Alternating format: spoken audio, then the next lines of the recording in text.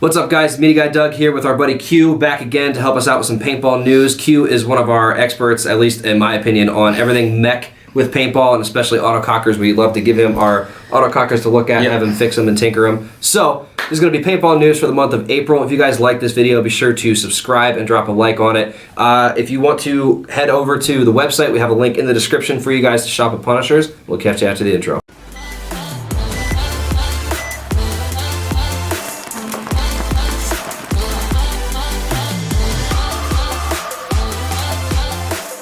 What's up, Punishers? This is a phone video because I just got this update as I was going to drop this video, so hopefully I can make this out in time. But adding on to paintball news here, we saw a video and a screenshot from it. I'll try to put that somewhere on the screen as I kind of talk here. Looks like a update of the LV platform, LV2, LV whatever. I know there was the meme, the joke that Planet Eclipse put out on April Fool's Day about the LVS, right? They were going to do it with J4 paintball, but I don't know. I genuinely don't know. Maybe this is all still a joke within a joke. Maybe they're just trying to make it run a little longer, but I think this is going to end up being, they dropped it on April Fool's Day. Everyone thought it was a joke, but they actually weren't kidding. So that's my prediction. I'm calling it now. I've talked to some friends about it. They think I'm crazy. We'll see what comes out. We'll see. Let's get talking about this. Sound off in the comments. Let me know what you guys think. Yeah, let's get back to it. All right, guys. So we have a list of topics here behind the gun case here. Q, welcome back. First, I would love to give him a minute to just talk about his new Shocker amp that he got. What is this bad boy? It is, I believe it was KW Paintball Park. Did a special run on them. 15 were sold to the public, 15 for the team, and they did it as a veteran salute kind of limited edition. This thing is awesome. When the Patriot theme, similar as I believe it was the X, did the same pattern. I remember them. And a portion of those profits that they got actually goes to their local veteran. PSW? Yeah. Nice. That's actually really cool. Yeah. How's the shooting for you? Oh, fucking great. Better than, actually, in my opinion, better than my first one. Okay. Yeah, so this is my second. Yeah, because Q bought a blue one from us not too long ago. Yeah. It was like the first 150 of them. Mm-hmm. And this thing is it feels night and day. Yeah. This shoots almost very similar to my X. Okay. Which is weird to say because basically the same bolt system. Yeah. But my blue one didn't feel as smooth or consistent as this. So I don't know if later on in production something changed. I know the bolt update happened. The update with the O-rings, so that's I guess something definitely to include. So Shocker, it kind of was discovered that the O-rings they were using, I guess they just weren't providing quite enough friction. Bolt was traveling too fast. Please stop me if I'm wrong. He's more of a tech than I am, but bolt was traveling too fast, and even though your velocity would be 280 feet per second, the bolt speed itself was actually breaking paint in the chamber. So the fix to that was to up the size of the O-rings on the bolt. Adds friction, slows it down just enough so that you can, shoot properly. They also updated the software settings now so that you can address the dwell, I guess, differently or better. Yeah, they've released a couple different updates to kind of correspond, from my understanding, with that O-ring update to what's going to be better suited for the control hopper for the not as force fed, I guess. Whereas the Spire 4 has that constant agitating. Yep. And then the Diar 2. So there's a lot more customability.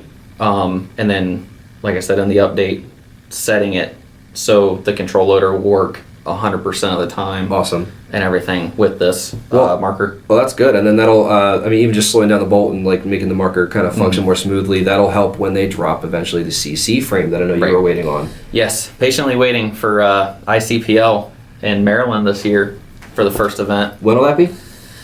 That is June. Okay. Registration just opened today. Gotcha. And who are you playing with? OBR. Okay. Yep, on the amateur division. Gotcha. So we took 5th last year at Chicago, so I'm excited to get back out. Nice. Yeah, Q, as I said, Q does love him some mech and some woods play, and we were actually just talking about the ICC. It is going to be in Pittsburgh. It's confirmed, and what is the date for that one? It is the first weekend of August. Okay. So right at the very end, it's May 30th through August 2nd or something like that. May 30th? You mean July 30th? Yeah. Yeah. So July 30th through August 2nd, and one of the big points Q had said, we actually just found this out not 15 minutes ago, that when the timing of the event is going to be when a lot of restrictions are going to be lifted. It'll be nearly back to normal. A lot of bars and vendors and stuff will be open for entertainment, sports. It sounds like everything back in Pennsylvania and Pittsburgh are going to be opening back up, and less restrictions and a lot more, probably easier flow for the guys setting it up this year. Probably big time. So also, I guess continuing on with topics out there in the Pittsburgh area, let's talk about the Tm40 Luxe. Yeah. First of all, again, commemorating an incredible player and incredible just kingpin in the industry. Like many people that I'm close to were close with him, and I cannot send enough condolences for losing Tim. But what a way to honor him. I mean, he grinded it out for the whole God Factory, for that entire company all the time. So I'm really excited to see what this Luxe brings. It's gonna probably have a lot of the features that we're seeing on the Adrenaline Luxe, right? Yeah. With the tungsten bolt. Yeah, that's and all basically that. the Adrenaline Luxe was based off that next gen platform, which we have obviously found out is the TM40. Some bolt updates. Obviously, the mech compatibility with the Luxe now is huge. You get that nice shot from a Luxe. That poofy shot that people kind of missed. Yeah. But in the mech platform now, which I know a lot of the guys are very interested in. There's a huge shift. Yeah. There's a huge shift heading that way. So I mean, I'm very excited to see it drop. I've been in contact with them. We are trying to score another media day opportunity for you guys to get a first look at it. You'll know when we know, guys. When you see a video go up is when it'll be allowed to be filmed and released. So patiently waiting on our next trip out to the GOG factory. Keegan's in the back, and I know we are going to be taking that road trip as soon as Just we can. go ahead and stop by my work and pick me up on your way. Sure. Oh, I can't think of anybody else I'd rather grab on the way. But so moving on into our next topic, then let us hit the new Macdev XDR. So that'll actually be here soon. I know ours are ordered. We will try to be one of the first with a review out to you guys. We'll do the efficiency test. We'll do the side by side. Try to grab an XTS and kind of see how it is. See how they compare. Yes, exactly. So as far as some updates that are coming on that, probably for me, one of the more notable things is that they really did some work on the solenoid to just make it more consistent, because I think in the past consistent, reliable. Yeah, that was one of their big issues. It wasn't so much the bolt or anything else about the gun, it was just the solenoids just wouldn't hang around, right? Right. Yeah, from my understanding, it was just after you got X amount of shots and it was done. It seems like they definitely went more QC on it. Yes. A lot more research development, and are going to be releasing an amazing marker It's coming from in, Macdev. And the price point, I believe, they want it to compete with the 170R, with the amp. That is more the range they're trying to sit in. Yeah, that more mid-range, intermediate platform. It's interesting because one of the features that they're offering is actually, instead of toolless battery removal to change it, they're actually having a rechargeable battery in this gun. So I mean, for me, I'm like, that's more of like a M3 Plus or a Lux. You get into X, the Lux X, the die.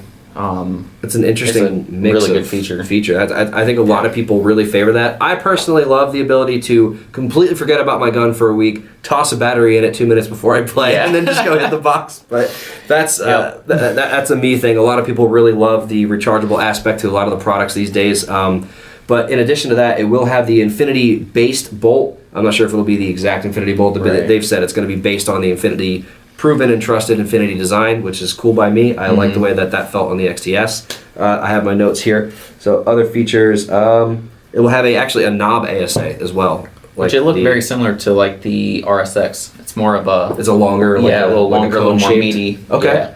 Okay. Honestly, ASA stuff, like, people are torn on it. Levers are cool, knobs are cool. It doesn't matter to me. It's not... Something to turn my gun on and off. If it airs up, like, that's all I really care about.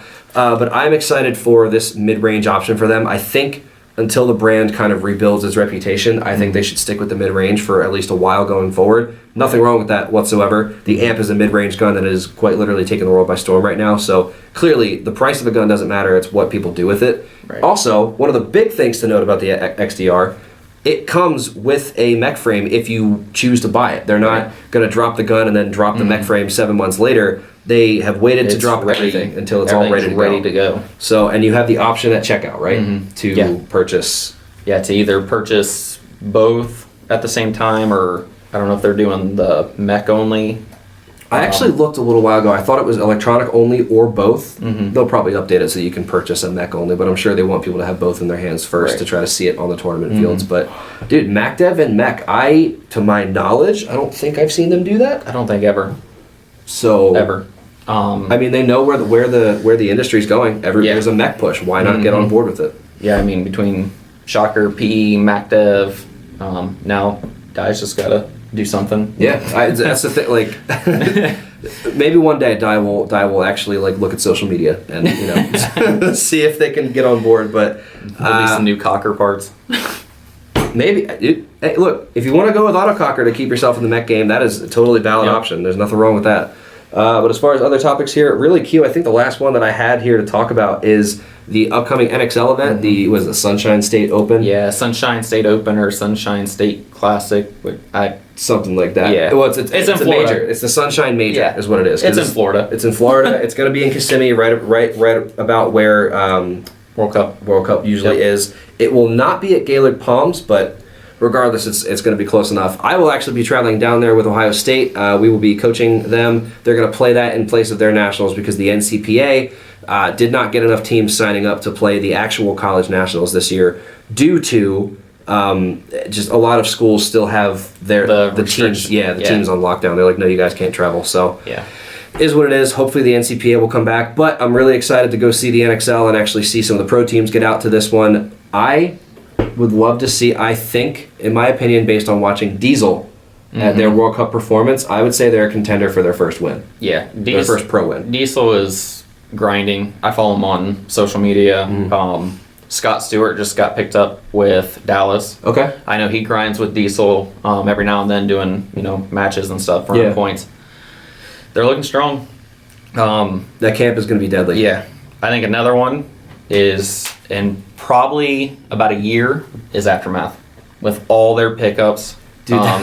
They got Hinman back. Okay, that's going to be pretty crucial. They went through like a draft and just like picked people from every team to build that style team that he wanted. That's he wants bruisers. Yeah, that's what Hinman's after. He's after bruisers, man. Yep. I'm excited for this event. I'm really excited to see the turnout. Obviously excited to see if Ohio State can pull out a win. The team in its history has yet to bring home gold. Plenty of second and thirds, but no gold yet. So we'll see how that all goes. But guys, this has been April Paintball News. If you would like to get yourself into some new paintball gear, there will be a link in the description below to Shop at Punisher's Paintball. Let us know some topics you'd like us to hit for May coming in next month, and let us know what the next event is that you're going to play. Thanks for watching, guys. We'll catch you next time.